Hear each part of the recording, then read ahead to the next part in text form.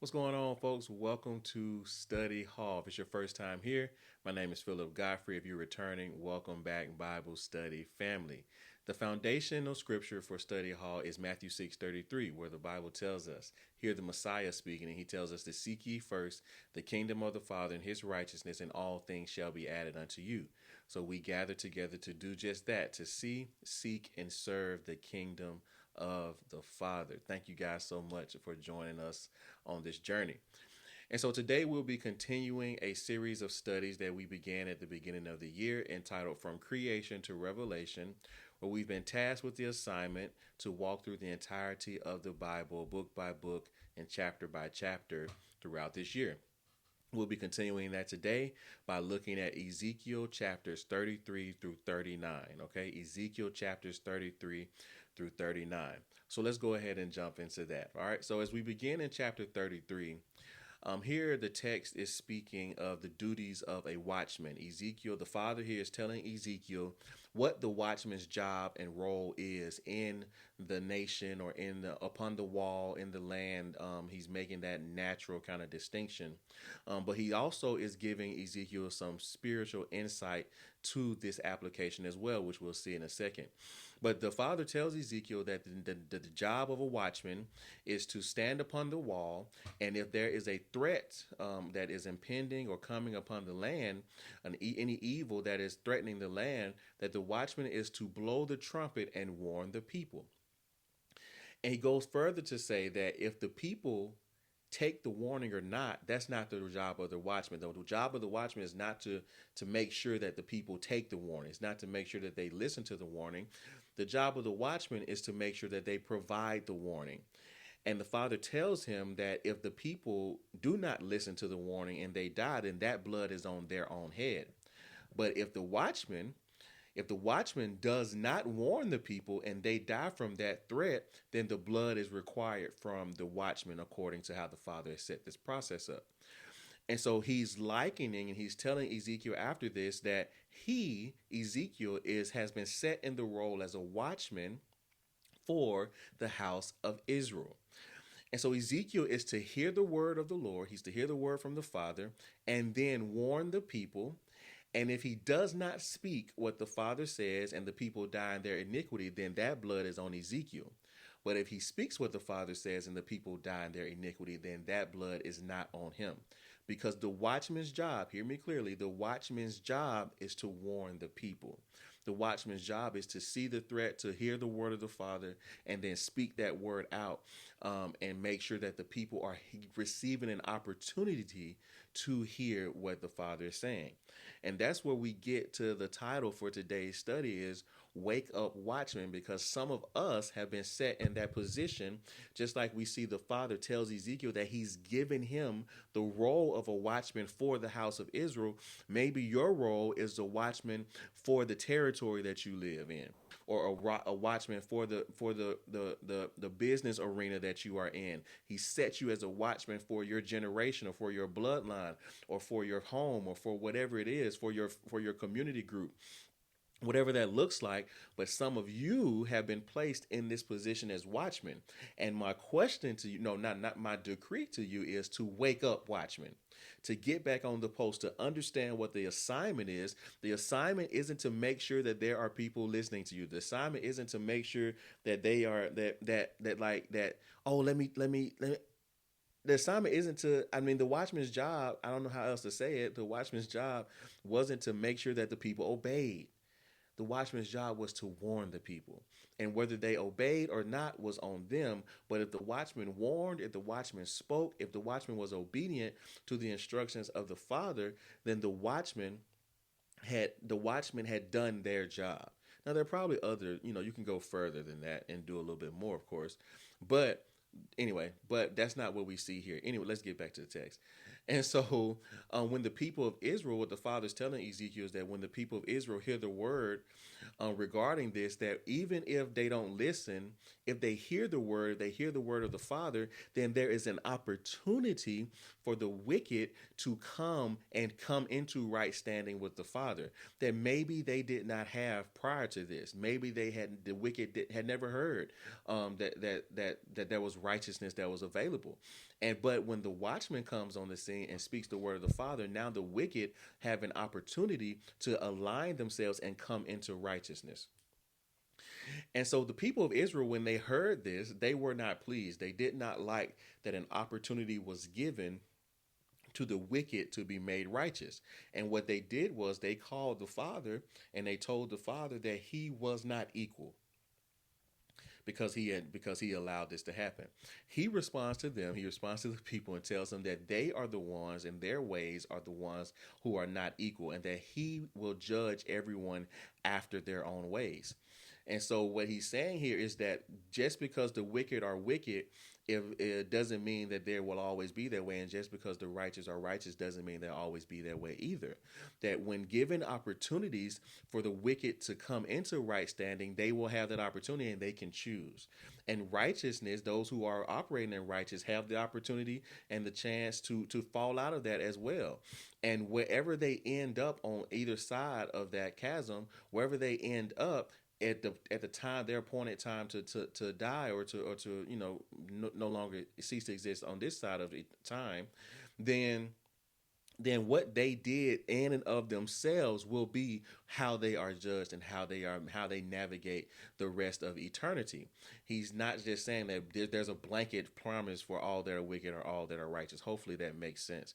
And as always, please go back and study this out yourself, because I could be telling you anything. I'm not, but I could. And so ultimately, he tells them that he will judge everyone after their own ways.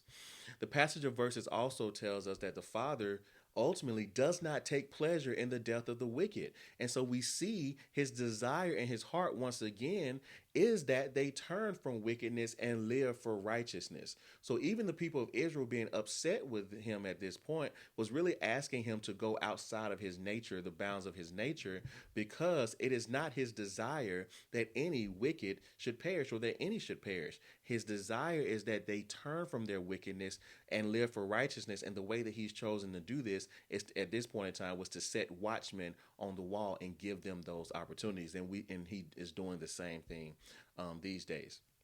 The second half of chapter 33 the second half of chapter 33, we see the fulfillment of a prophecy that we talked about in our previous study. So you can go back and check that out. But in our previous study, there was a prophecy that went forth that when Jerusalem fell, the Father was going to send a messenger to Ezekiel to let him know that these things had happened. And we see that being fulfilled here, that Jerusalem falls in the 12th year of their captivity. And a messenger comes out of Jerusalem, comes over to Babylon, and tells Ezekiel that it had happened.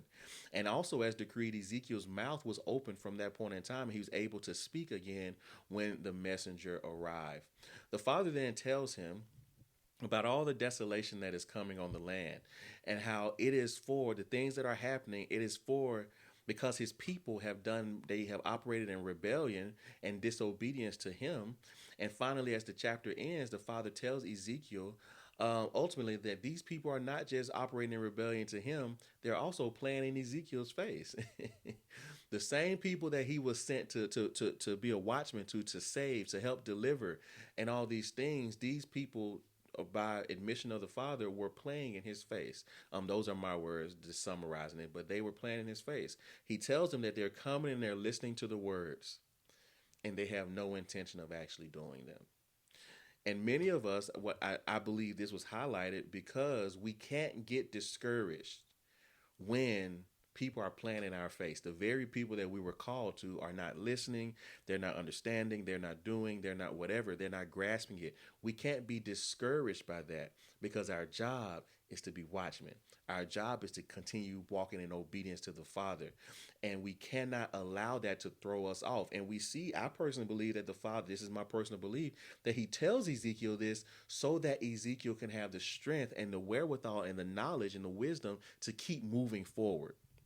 They say, hey, these people, they just playing. Don't let that get you off course. Because at the end of the chapter, he says, in the end, even though they've done these things, in the end, they will know that a prophet has been among them. So because you were obedient, because you kept going, even when the people weren't really listening, weren't really showing up, weren't really whatever, in the end, they will know that as long as you were obedient, you were the father's obedience, the father's instruction, the father's assignment in their season, and they will know that you have been among them. That should be what you stand on in your obedience in this season. Okay, that's not in my notes, but let's keep going. Chapter 34. So here we just looked at him telling Ezekiel that he's a watchman. So as we move into chapter 34, the father here is he's speaking against the shepherds of Israel. We would consider the shepherds today pastors. So these would have been leaders at the time of Israel, at this period of time.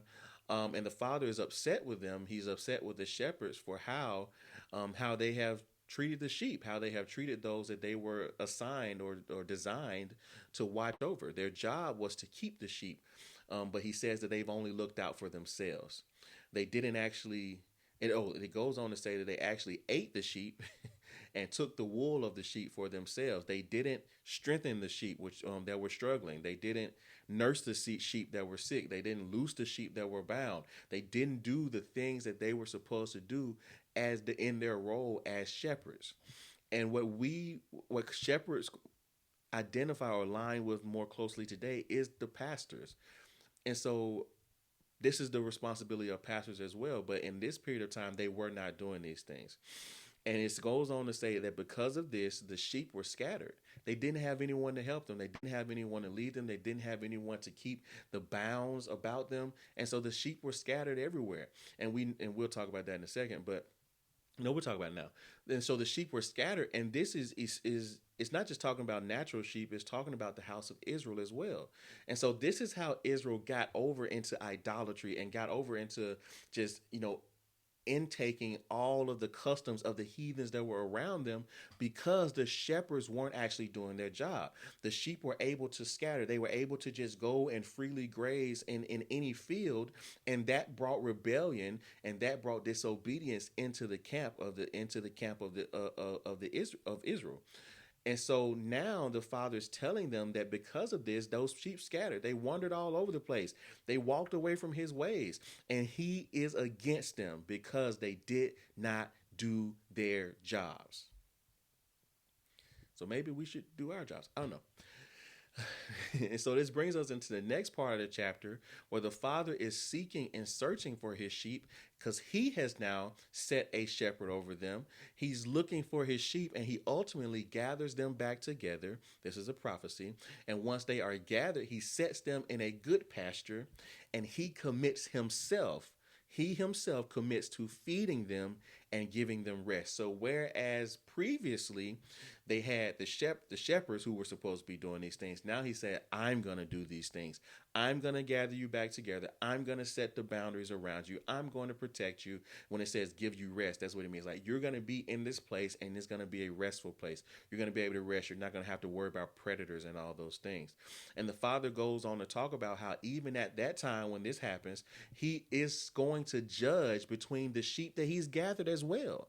So this isn't a judgment about the heathen nations. No, this is a judgment that is happening even within those of Israel. And he's going to separate from within the sheep from the goats. That's what the text says. Go read it for yourself. And it says that in that day he will set one shepherd over the sheep. He's going to make a covenant with peace with them and that they will dwell safely. And again, this is speaking to us. The father here is speaking about sheep and shepherds, but he's doing that symbolically for the leaders of Israel and his people. All right. Hopefully that all makes sense. Let's move into chapter 35, where now we see the father is prophesying through the prophet, through Ezekiel. He's prophesying against Mount Seir, which is Edom. Okay, Edom are the descendants of Esau, and so he tells the people through the prophet that he's going to stretch his hand against them, and he's going to make that land desolate. He's going to make the land a ruin. It's going to be empty, all that type of stuff. Because, and the reason that this is happening, because they have shed the blood of his people Israel, his children Israel, and they have perpetually hated his children Israel. And so now the father is against them because of how they have treated his children. It goes on to say that they've even blasphemed themselves or blasphemed against the Father because they made a decision within themselves that they were going to go up and they were going to possess the land of Israel and Judah for themselves. That they were going to do this. They're going to say, hey, the city is open, the land is open. There are no walls in the cities anymore. There, even though the people are coming back, it doesn't really matter. We're just going to go in and we're going to possess this land. And because they didn't think that anyone knew this, the Father tells them that even though they thought that it was done in secret, their plans, that he has heard their words and their boast against him, and that he is going to make them desolate because they were so happy to see Israel become nothing. Which brings us into chapter 36, where now the Father, he's speaking to Israel this time, but he's still speaking to them about what we just talked about the Edomites. And so the Father is speaking and prophesying through the prophet to the mountains of Israel. And he tells the mountains that because the enemies that we just talked about, the Edomites, have planned and plotted to take them for a possession, now the Father is decreeing that the heathens around them will come to shame. So they were planning to kind of pump up themselves, make themselves great. And now he is decreeing and prophesying that they were going to come to shame. He's going to bring shame on them, and he is going to lift his hand against them. But he also says that because of this, because of everything that has happened, he's now going to cause the mountains to become bountiful again. We saw in the previous study that these mountains, they became ruins, when the Father, because of all the things that they had happened in the mountains. And so they're going to become bountiful again. They're going to become, flourishing places again because the house of Israel is going to come back and inhabit them. The Father is going to bring them back into that land. The chapter then goes on to speak about how, just talking about Israel and how what they had done previously and how they had shed blood in the land, polluted the land, and now they were scattered. And even as they were scattered in these distant nations, they continued to profane the name of the Father while they were gone. And so he's telling them this because he wants them to know that when he gathers them back, this is something we need to remember. When he gathers them back, it's not because of them. It's not for anything that they've done. It's not for any bit of obedience that they've taken part in, because there was way more disobedience. It's not because they're so great. It's not because they were the right one. No, it's not because of any of that. It's because it's for him. And it's for his name's sake. He's going to do it for his name's sake, not for their name's sake. And that's what he's telling them through the prophet. He goes on to decree that he's going to bring Israel. He's going to gather them back. He's going to bring them into the land that he gave their fathers. They're going to be his people. He's going to be their Yahuwah. He's going to cleanse them. He's going to remove the famine. He's going to remove loss from them. He's going to multiply them, increase them, all these things. But they need to remember that it's not for them to think that they're so amazing. It's not for them to lift themselves up higher than all the rest of the world. It's not for any of those things. It's not for their name's sake. It's not for their name to be made great, to be lifted up and elevated, to be made high. No, it's for his name's sake. In fact, he tells them that down toward the end of the chapter 36, he tells them that they should be ashamed and confounded for the things that they have done. So they need to remember and be in a state of humility and remembrance for the things that they've done. They shouldn't be pumping themselves up because he's done it for himself. And I just want to throw in there that verse 35 is one of my favorite verses that I pray very, very often, almost every day, where it talks about that the Father, he's going to make that place that was desolate. So when he brings Israel back, that land that was desolate, that had become ruined, that had become nothing, will become like the Garden of Eden. And we've talked about the Garden of Eden here. The Garden of Eden was a place of flourishing, a place of growth, a place of multiplication, a place of just beauty, a place of bounty. The Garden of Eden, they had everything they needed. That's what the Garden of Eden was. And so that place that was desolate has become like the Garden of Eden. And I pray that over you today. I pray it over myself and my family often, that every desolate place in your life, every desolate land in your life will become like the Garden of Eden. And Father, I ask that you would do it in their lives this same hour, and that they would see the fruit of it. Let's move into chapter 37. So as we move into chapter 37, this is a very popular section of Ezekiel, very popular passage. But what we see here is that Ezekiel, he's taken by the Father into a vision. And in the vision, he sees a valley full of dry bones, human bones. And the father asks him a question. He says, man, son, can these bones live? Can these dry bones live? Ezekiel responds and says, only you know. Which is hilarious to me. The father's asking us a question, and we're like, I mean, you the one got the answers. But even though he's asking us, he's asking for a reason. But that's not what we're talking about. But the father then goes on to tell Ezekiel to prophesy to the bones and to decree to them that the father, that Yahuwah, is going to cause breath to enter into them, which I found was fascinating. Like, he's going to cause breath to enter into bones. So do our bones have breath inside of them? Like, I don't know scientifically if that even is what it is. But anyway, he's going to cause breath to enter into them, into the bones, and that they shall live. These bones shall live. He's also going to lay sinews on them. He's going to lay muscles and tissue and flesh and skin and all of it. And Ezekiel does as the Father commands him. And as he was prophesying, so as he was being obedient, so if Ezekiel hadn't has decreed and prophesied, we don't know if this would have happened, because it happened as he was doing it. All right, that's for somebody. So as he was prophesying, the dry bones came together. And just like the father said, sinews came on him, flesh came on him, skin came on him. And then the father tells Ezekiel to prophesy to the wind, which means what? Who controls the wind? Anyway, he tells Ezekiel to prophesy to the wind, and the wind brought breath into the bones. And they stood up on their feet, these bones, and appeared as a great army. The father then goes on to tell Ezekiel that this vision is actually about Israel. And the bones that he saw, those dry bones, they were the whole house of Israel. They were dry because the people had lost hope. That they were no longer looking. They didn't ever believe their situation was going to change. Anyway, so they didn't believe these things, and so they were that dry valley of bones. But the Father, through his power, has breathed life back into them. He's brought them out of their graves, and he's put his spirit into them so that they can live. So whatever dry place in your life, wherever you feel like, wherever you've lost hope, wherever you have come into this kind of picture of being this valley of dry bones, I pray, Father, that your breath would flow right now, and that you would lay flesh and sinews upon every dry place of their life, and that they will live again. They would stand up on their feet, and they would look as a great army, Father. I thank you for your word. In your son's name we pray and believe. All right, let's keep going. The chapter goes on to have the father giving Ezekiel another example and instruction. So we saw the example of the dry bones about Israel. And so now he's shown him that Israel's gonna come up, and they're gonna come alive again. And here, what we see in the second vision that we have here is that the father tells Ezekiel to take two sticks, on one of the sticks to write Judah, and on the other stick to write Joseph, or essentially Israel, because Joseph was the namesake for the descendants of Israel, or for Israel's descendants. And so then he told him to put the two sticks together in his hand, and that they will, while they're in his hand, they will become one stick in his hand.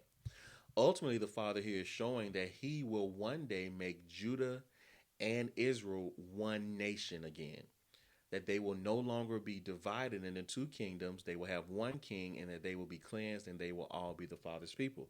But we know that the nation was split over, and when we're looking at kings and like Solomon and all that, the nation was split into two kingdoms. But the Father is now putting that back together. He's bringing his people. He's giving them life. He's birthing them again, filling them with his spirit, and now he's bringing them together as one nation. So this is prophesied to happen.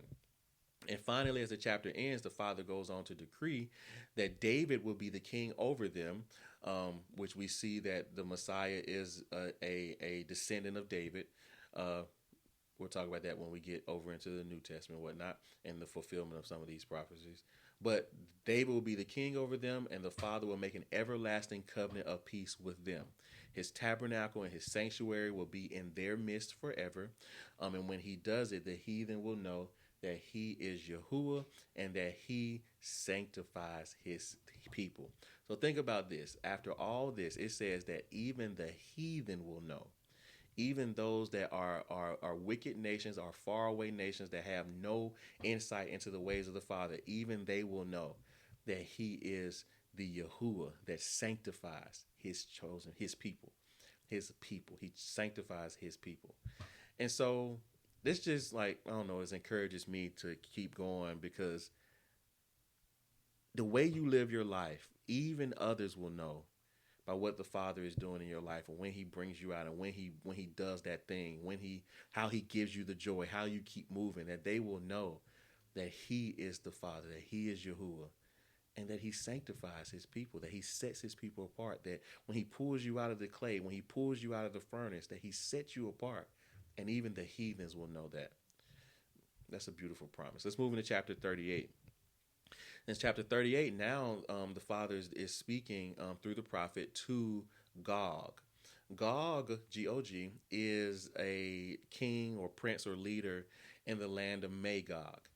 And so the Father tells Gog that he's against him and that he's against him and that he's going to cause him to come forth. Essentially, he's going to cause him to get ready for battle, but he's going to prevail over him. The Father is going to prevail over Gog.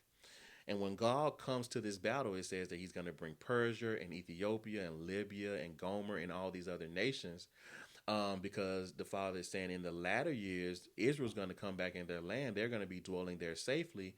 And now Gog and all these people are going to rise up and come down against them. So there's this like great time of like preparation for battle or preparation for war that's going on. And it goes on to say that at that time, Gog is going to have this thought that, hey, let's go up against Israel. We talked about it a little bit briefly earlier. Let's go up against Israel. Let's run over the cities. They have no walls.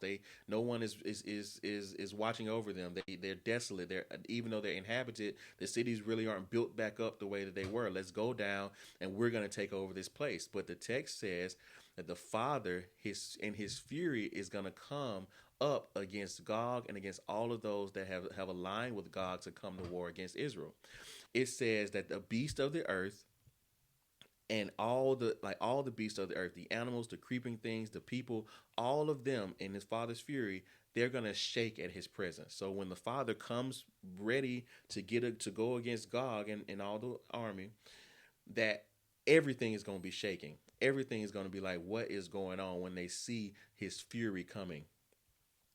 It says he's going to send pestilence. He's going to send blood, rain, hailstones, fire, brimstone. He's going to send all of it upon Gog and all those people that he coerced to come down with him to battle. And that the Father at that moment and at that time, he's going to be magnified even more and known to many nations because they're going to see this. They're going to see Gog and all these people rise up and rush into battle against Israel. And they're going to see fire and brain and hailstones and pestilence and brimstone falling from the sky and consuming these people. It goes on to tell us in chapter 39 that it's gonna be so much like devastation and destruction, and the army is so large that, let's start with the army being so large. The army is so large that, let me go back. Let me slow down. I got excited. All right. So in chapter 39, this continues. The Father's continuing to prophesy to Gog here. And so now he's telling Gog that he's going to bring him down to the mountains of Israel. And once he's in those mountains, he's going to remove all the bows, all the arrow, all their ammunition, basically, out of their hands. And that all the people are going to die. They're going to be consumed by wild animals. They're going to be consumed by birds in these mountains of Israel, right? And then he says he's going to set the land of Magog on fire. And he's going to judge some of the neighboring, those who were in alliances with Magog as well. And it goes on to say that when all this is done and the Father has fought for his people, all of Gog and his people are gone, they're dead and all that type of stuff, that the people of Israel are going to no longer pollute the Father's name. And even the heathens, again, will know that he is Yahuwah. Israel's going to go out and they're going to gather all the weapons. They're going to gather, and the weapons at that time would have been like spears and different things made of wood. So they're going to go out and gather all these weapons from all the army that God had put together. And it says that essentially it's telling us that this is how much stuff they had. This is how big this army was. This is how well fortified, I guess, or well prepared they were for battle. That they're going to use these weapons as firewood and that they're going to have enough firewood to last them for 7 years. Think about that. There's enough wood that comes off of this army and their artillery um, stash that the people of Israel are able to burn wood for 7 years. He goes on to say that Israel's gonna cleanse the land. They're gonna bury all the bodies of the enemies that have fallen, and everyone in Israel is gonna be helping do this, gonna be helping bury these people and cleanse the land, and that it's gonna take 7 months for them to gather and bury all of the bodies. That's how big this army was. That's how many people came up against them, and that is how many people the Father took out with one fell swoop. Israel's gonna they're gonna be cleaning up the land, burying all these people. There's gonna be like a mass grave essentially, and Ezekiel decrees from the Father that the animals are gonna come and they're gonna have a sacrificial feast, and they will be filled by the flesh and the blood and all the things from all the bodies that were buried of those that were against the Father and His people. And this is kind of, I know it's heavy stuff to talk about, but this is what the text says, and I'm just giving you what the text says, all right? And after that, the house of Israel will know that the Father is their Yahuwah from that day forward, and the heathen will know that Israel, they went into captivity because they trespassed against him.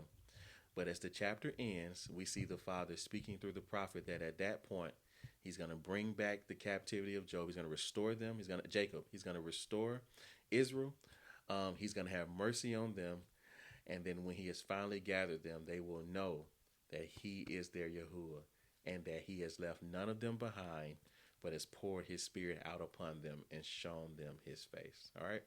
And we saw that, we've seen that prophecy go forth a number of times throughout Ezekiel and Jeremiah and Isaiah. So this is a promise that we are continuing to stand in faith and believe for and seeing come to pass. All right. So thank you guys so much. That's all I have for you. Let me know down in the comments, what the Father's been revealing to you through the text as we move throughout it. Next study, we will be looking at Ezekiel chapters 40 through 48. So finishing up the book of Ezekiel. And then on Sunday for Bible study, we will be looking at the entirety of the book of Daniel. I love you, but more importantly than that, the Father loves you. Let him love you, okay? Start before you're ready, and don't stop. I'll see you guys next time.